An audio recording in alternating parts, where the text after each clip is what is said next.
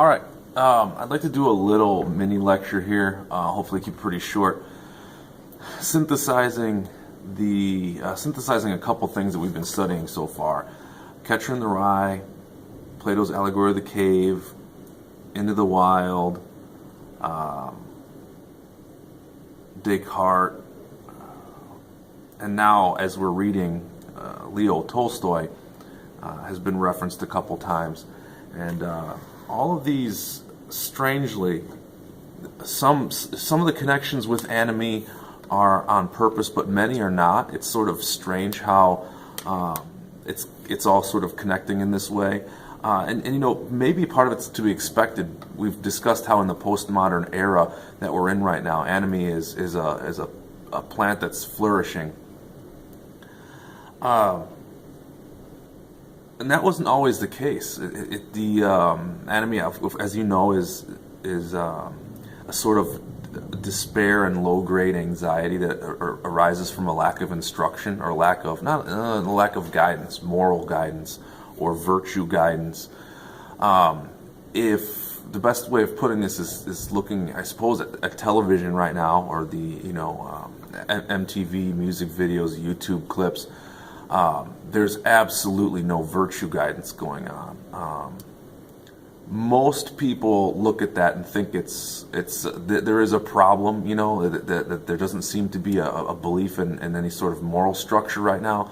A lot of people, though, don't necessarily see an issue with it. Yeah, if I want to watch something like that, I can watch it, no big deal. And I'm not really going to wade in that debate too much, but what we don't have is a collective sense of what right and wrong is. Or that right and wrong have consequences that should be taken very seriously.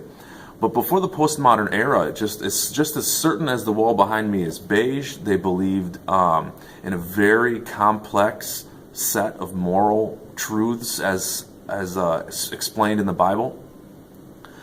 Just as sure as that wall was beige, there was a heaven. There was a way to march towards it and away from it. There was a belief in a hierarchy of priests and such that could tell you what to do and that you should obey them and follow them. And there wasn't necessarily this sense of anomie. Now, once again, not coming down on one side of the debate or another, you could say that it's good that we got rid of that moral structure because of a variety of reasons. And we've moved on in a very good way. That's a very plausible way of saying it. And the anomie is a side effect. It's a new problem, but on the whole, we're progressing towards a brighter future. But anomie is present in a way that it wasn't before. Interestingly, we're now hitting our second character in a full-length novel that's really getting hit hard with anomie. It's tough to say why. I think that what makes them interesting is their anomie to some extent, and also it's harmonizing with the postmodern era. So that maybe we're just that's why these things keep popping up. Now, I wanted to speak specifically to Leo Tolstoy. Leo Tolstoy is mentioned twice. He's an author who he believed in Christianity, and he also, as an author, rejected his immense wealth. He was a superstar. I mean, like a Denzel Washington. He was a superstar. Everyone knew about. He was fantastically wealthy from becoming an author, and he eventually rejected it all, gave it all away, and did exactly what Chris McCandless is doing. Seeking after an ascetic lifestyle that we discussed in class. One of the things that keeps popping up in reference to Tolstoy is a book called War and Peace, which is largely considered the greatest book ever written. It's about that thick. I read it because I felt I had to. As an English teacher, I felt like I need to be able to read what people say is the best. I went into it just thinking, let's get this over with. I need to know what this book is about. I fell in love with it. I'm like 2.5. I've read it 2.5 times now, and whenever I get a chance to, I pull it up and read it again. It's a really good work, and there's something about the Russians in the 1800s. They put forth some of the biggest productions ever, or best productions ever. And in this book, War and Peace, there's a prince named Pierre Bezukhov, who becomes fantastically wealthy, like 5 richest families in Moscow wealthy. And he ends up despising the lifestyle of someone who's wealthy and all the people who demand certain things of him, and how love appears as though it had disappeared from his life when there was this immense wealth that he represented, and how he had to become a CEO almost to divvy out the money and be responsible for it. Became a full-time job, and he had to learn a whole new culture of what to say, how to act, what shoes to wear, these types of things. And he became very, the word is disenfranchised, but he became disillusioned by all of this. And he felt lost at sea. And that's a good metaphor, I think, for what anomie can do to you sometimes. Is you feel lost at sea. You don't know which way is which. You don't know which way to swim. You're exhausted. And just knowing that you're swimming in the right direction would encourage you. That wouldn't mean that you're out of danger, but at least you'd know that every time you're doggy paddling and pressing down, at least you're going where you're supposed to go. But if you're lost at sea, there's not even you're working hard and you're almost drowning, but there's not even the sense that you're going the right way. You could be going farther out to sea. So that metaphor works in the modern sense if you're not getting a firm guidance in your life. But for Pierre, he reached this sort of anomie because he became so wealthy he had no one to turn to, and so he got it not in a postmodern sense per se, but just his wealth made him alone, and he had no one to turn to for help. And he does what Chris McCandless did, and that is he didn't give away his money, but he sort of left it his estate and to be controlled by someone who wasn't even really that good at it. Like, he really didn't protect his wealth too much at all. He had some inept workers coming who were skimming money off the top. He just sort of let them do their thing. And Pierre joins the war effort in a very weird way. The Napoleonic War in 1805 is going on when the novel was taking place. And he decides to join the war out of a sense of just trying desperately to find meaning.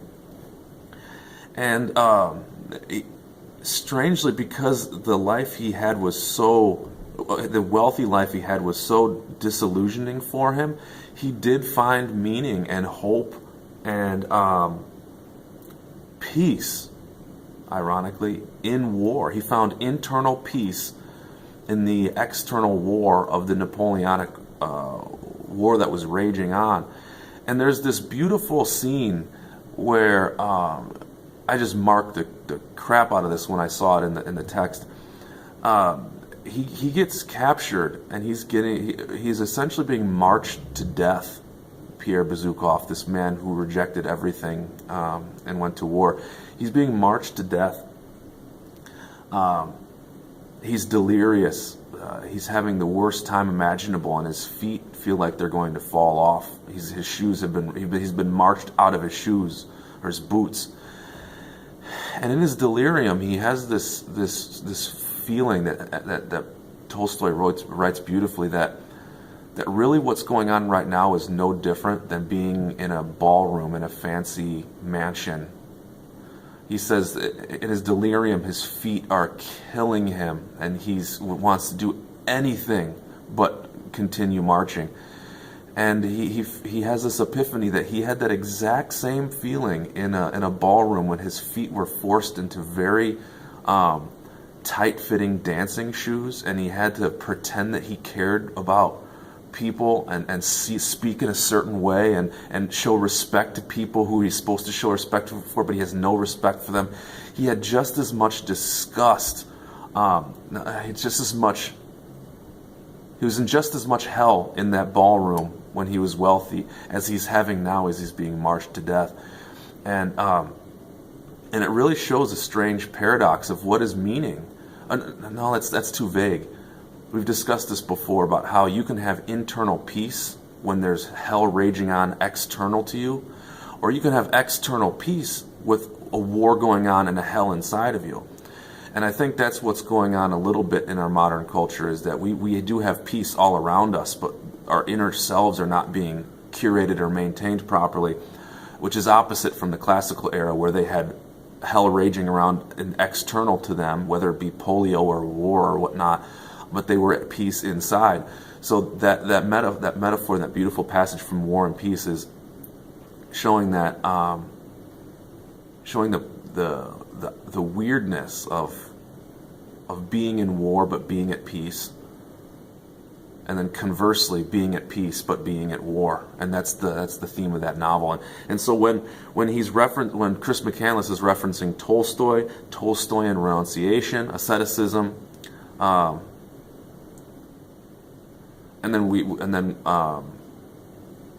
that's what he's referencing. And then lastly, with Catcher in the Rye, we have someone who's got first world problems. He's surrounded by peace, by wealth, by luxury, by fancy suitcases and boarding schools. His life is paved for him, but internally he's going through hell, and it almost killed him. Right?